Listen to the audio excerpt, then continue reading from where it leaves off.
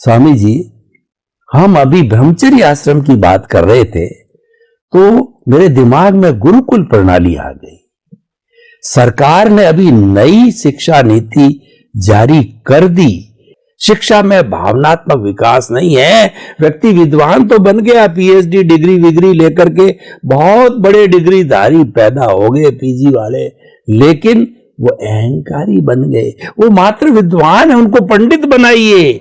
पंडित होता है तीसरा नेत्र वाला होता है, प्रज्ञा चक्षु होता है, स्थित प्रज्ञ होता है, और वो प्रज्ञा के जगत पर जीने वाला होता है। वहां बुराई नहीं है। तो वैसा बनाने के लिए गुरुकुल प्रणाली का समावेश किया। ये गुरुकुल प्रणाली में केवल ज्ञान नहीं लिया जाता है, गुरु से संस्कार लिया जाता है। कैसे उठना, कैसे बैठना, कैसे खाना, कैसे पीना, कैसे व्यवहार करना, कैसे गुरु की सेवा करना, प्राणी मात्र के प्रति कैसा समझना, धर्म क्या है, आत्मा क्या है। तो स्वामी जी, मैं अध्यात्म विज्ञान की दृष्टि से ये आपसे मेरा ये प्रश्न है कि जो सरकार अभी जो करने जा रही नई शिक्षा, अच्छी बात है, तो अध्यात्म विज्ञान भी क्या कहता है इसके बारे में कि शिक्षा प्रणाली में गुरुकुल प्रणाली का अंश आना चाहिए, जो कि समाप्त हो गया था वो जुड़ना चाहिए। थोड़ा मार्गदर्शन दीजिए कृपया। ह्यूमन लाइफ का पिलर्स है एजुकेशन, और इसमें हमारी जो वैदिक परंपरा है, हमारी जो आश्रम की परंपरा है, हमारे ऋषि मुनियों की जो परंपरा है, उसको एडॉप्ट किया जाता है। ये बहुत अच्छी बात है। जितना जितना ये इसमें आएगा, लोग स्वीकार करेंगे, लोग इसके थ्रू एजुकेट होंगे, तो मैं समझता हूं एक इंसान के लिए, एक समाज के लिए, एक राष्ट्र के लिए और एक विश्व के लिए ये बहुत बड़ी उपलब्धि होगी। मेरी तो ये मंगल कामना ही है कि इस प्रकार का प्रयोग जो लुप्त हो चुका था, इनको डिस्कवर करके लोगों के भलाई के लिए उनके सामने रखा जाए। उनमें बहुत सारे करेक्शन होते रहेंगे समय समय पे।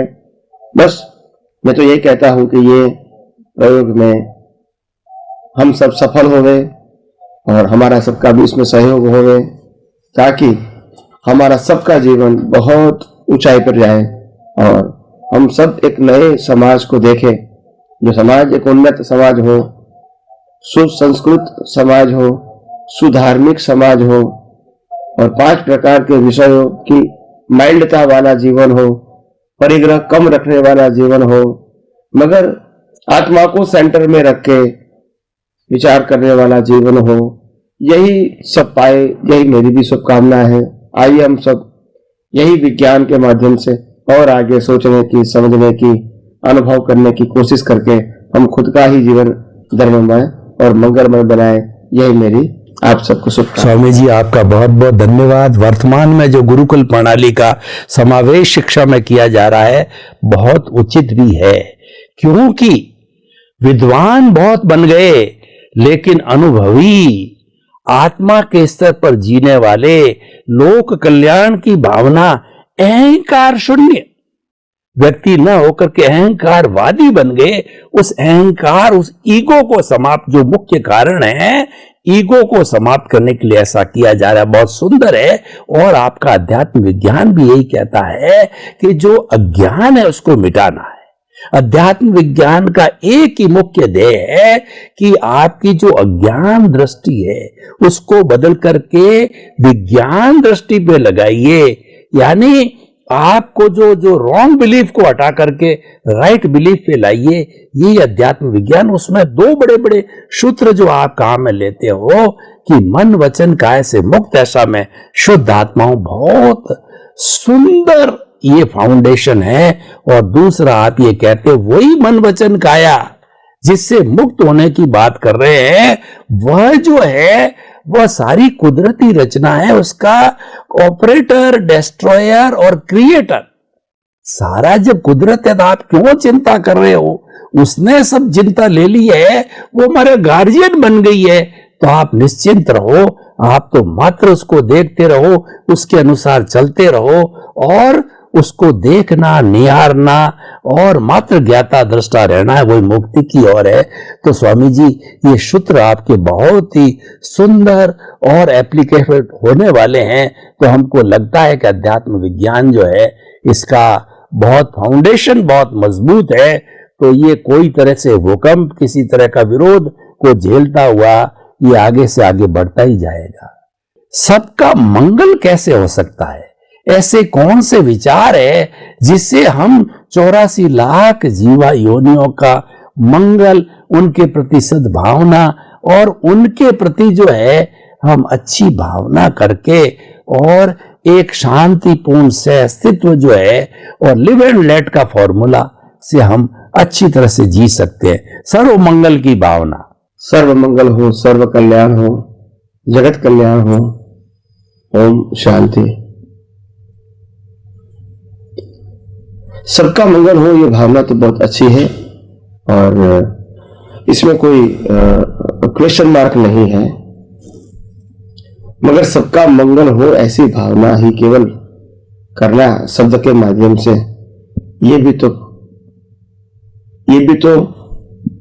लिमिटेड सोच है।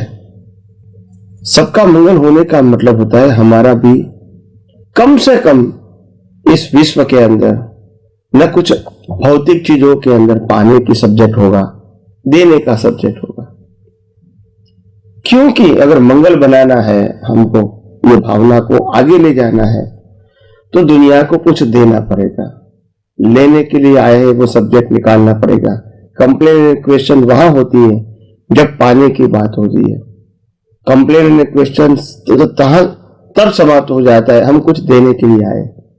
वो स्वीकार या न स्वीकार कोई बात नहीं, हमको एनकेस तो करना नहीं है, उनको शेयर करना है।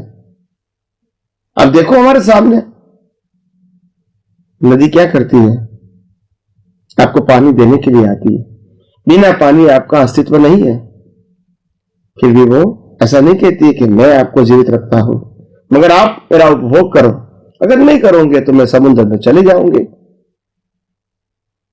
तो ये अपने अस्तित्व को मिटा के आपको जीवित रखती है। हवा भी क्या करती है, प्राणवायु अपने अस्तित्व को मिटा को आपको शक्ति देती है। वनस्पति क्या करती है, जो फ्रूट आते हैं, फल आता है, सब्जी आता है, इसको हम उपभोग करते हैं और हमारा जीवन सर्वाइव रहता है। सूर्य क्या करता है, इतना तपता है, हमको प्रकाश देता है, अग्नि देता है, शक्ति देता है। चंद्र क्या करता है, ठंडा होता है, हमको शीतलता देता है।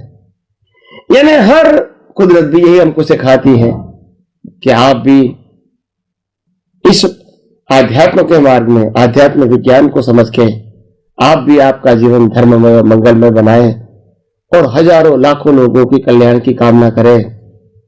और वो कल्याण की कामना भी ऐसी होनी चाहिए जिसमें आपका समर्पण होना चाहिए।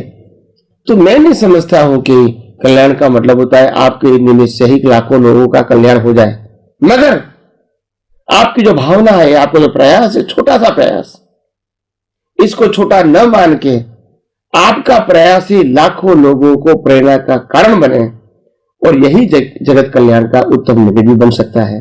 तो आइए हम सब आध्यात्मिक विज्ञान को और आगे समझने की कोशिश करके हमारा जीवन और सबका जीवन मंगलमय बनाने की कोशिश करें और हम खुद ही आध्यात्म विज्ञानी बनके आध्यात्म विज्ञान को अनुभव करके लोगों को बांटने की हम प्रयास करें। यही मेरी शुभकामना है।